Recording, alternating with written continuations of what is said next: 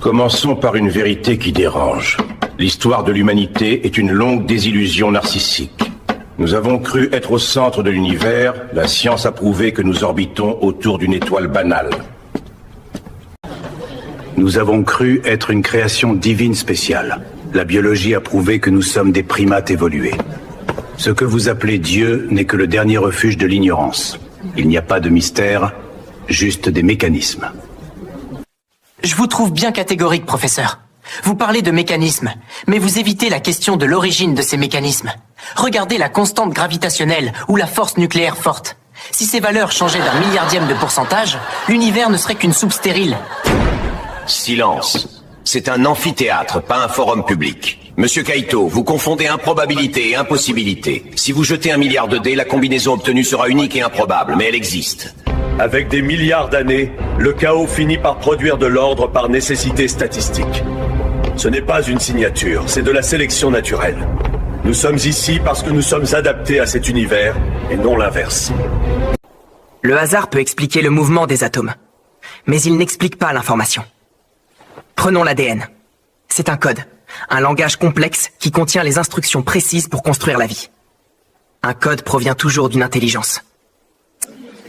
Si vous voyez un livre sur une plage, vous ne supposez pas que l'encre s'est renversée par hasard pour former des phrases. Pourquoi acceptez-vous cette absurdité pour le code génétique?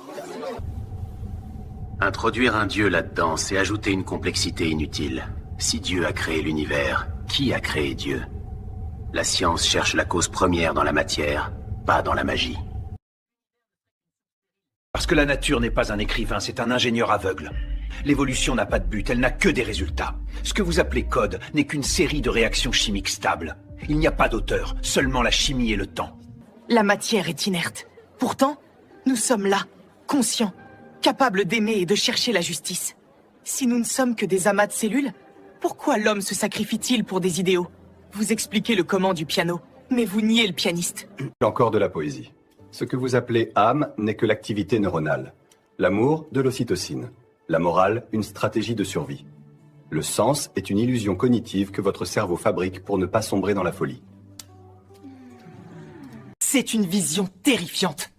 Vous affirmez que la raison est le seul outil, mais votre raison elle-même ne repose sur rien si elle n'est qu'un accident chimique. Si mes pensées ne sont que des mouvements d'atomes, pourquoi devrais-je croire qu'elles sont vraies? Pour faire de la science, vous devez avoir la foi que l'univers est intelligible. Cette rationalité de l'univers prouve qu'il y a un logos, une raison suprême. La science n'élimine pas Dieu, professeur, elle déchiffre simplement sa manière de penser.